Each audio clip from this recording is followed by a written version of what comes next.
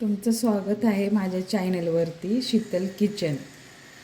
आज आपण बनवणार आहे बटाट्याचे परोठे, बटाटा आणि वाटाण्याचे परोठे। 2 बटाटे आणि एवढा वाटाणा आपण कुकरमध्ये 4 शिट्ट्या करून घेऊया। हा बघा बटाटा शिजवून घेतलेला आहे। 2 बटाटे आणि हिरवे वाटाणे शिजवून घेतलेत मीठ टाकून। आणि हे वाटण बघा, कोथिंबीर, हिरवी मिरची आणि लसूण आणि पुदिना आणि थोडंसं जिरं ह्याचं वाटण करून घ्यायचं परोठ्यासाठी। मंडळी हे वाटण केलेलं आहे आपण परोठ्याचं। आता ह्याच्यात हिरवे वाटाणे वाटून घ्यायचे आहेत। हे वाटण केलेलं आहे आपण आता तर त्यात बटाटे कुस्करायचे।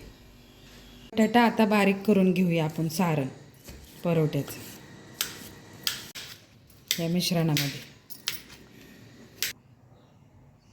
मीठ टाकूया आता आपण आपल्या चवीनुसार। कोथिंबीर टाकूया आपण, तर एकजीव करूया।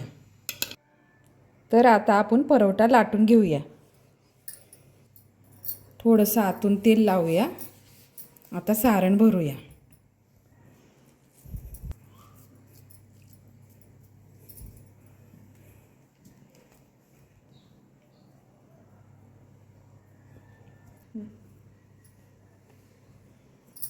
लाटूया आपण परोठा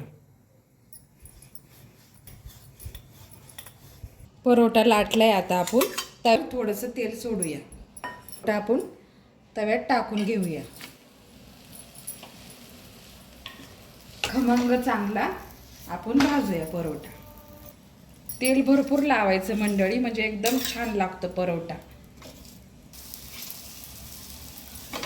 कुणाला तूप लावायचं असेल ना तर तूप पण लावू शकता आपल्या आवडीनुसार। स्पेशल खमंग वाटाणा आणि बटाट्याचा परोठा। दोन्ही साईडनी खमंग असा भाजून घ्यायचा आणि गावरान तूप पण लावू शकता तुम्ही। हा झालेला आहे परोठा। आता आपण ह्याच्यावर चीज खिसूया।